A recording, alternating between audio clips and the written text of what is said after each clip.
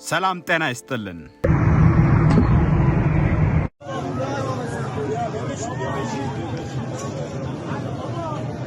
የአሜሪካና የእስራኤል ጥቃት በኢራን ላይ የሚካሄደውን ጥቃት 8ኛ ቀን አስቆጠረ።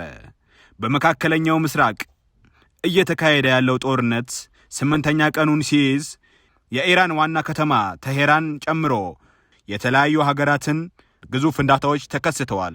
አሜሪካና እስራኤል በጋራ የሚያደርጉት ጥቃት በተሄራን ሰማይ ላይ ጥቁር ጭስ ሲታይ፣ ኢራን በበኩሉ ወደ እስራኤል ሚሳኤሎችን በመተኮስ አጸፋዊ ምላሽ ሰጥታለች።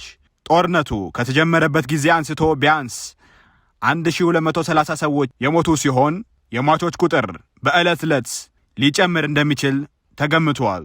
አሜሪካ በቀጣይ ይበልጥ የከፋ እና ጠንካራ የቦምብ ጥቃት እንደምታደርስ አስጠንቅቃለች።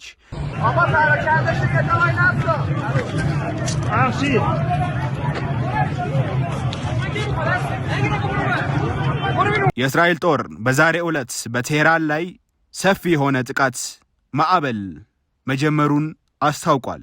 የአልጀዚራው ሪፖርተር እንደዘገበው ጥቃቱ ከእኩለ ሌሊት ጀምሮ ሳይቋረጥ የቀጠለ ሲሆን ዋና ዋናዎቹ በቴሄራን አውሮፕላን ማረፊያዎች አንዱ የሆነው ማክራባ አካባቢ ኢላማ አድርገዋል።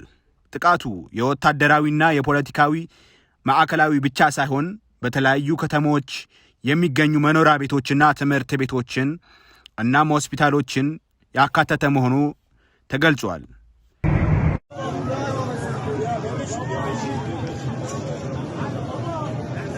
ساختمان خبرگان میدون رسالت همین 2 دقیقه پیش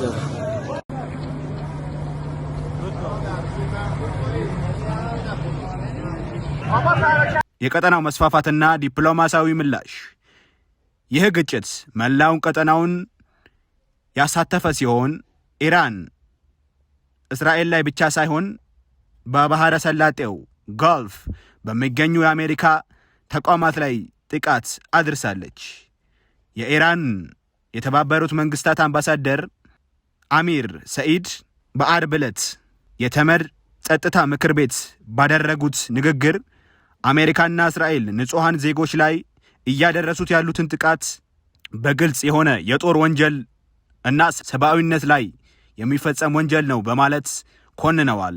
ባለፉት 8 ቀናት በአሜሪካና በእስራኤል ጥቃት የኢራን ላይ እየተካሄደ ያለው ከባድ ቦምብ ጥቃት ከ1230 በላይ ሰዎች ለህልፈት የዳረገ እና የአየር ማረፊያ፣ ሆስፒታልና ትምህርት ቤቶች ያሉ መሰረተ ልማቶችን ያወደመ ነው። ኢራን በተመሳሳይ በአሜሪካ እና በእስራኤል ላይ በአጸፋው ሚሳኤሎችን እየተኮሰች ሲሆን ግጭቱ ከመባባሱ የተነሳ መላውን የመካከለኛው ምስራቅ ቀጠና ወደ አደገኛ ጦርነት እያስገባ ይገኛል። በሁለቱ ወገኖች መካከል ያለው ይህ ያልተቋረጠ ጥቃት በንጹሐን ዜጎች ላይ እጅግ ከፍተኛ የሰብአዊ ቀውስ እያስከተለ መሆኑ መረጃዎች ያሳያሉ። ቻናላችንን ላይክ፣ ሰብስክራይብ፣ ሼር በማድረግ አብራችሁን ስለቆያችሁ እናመሰግናለን።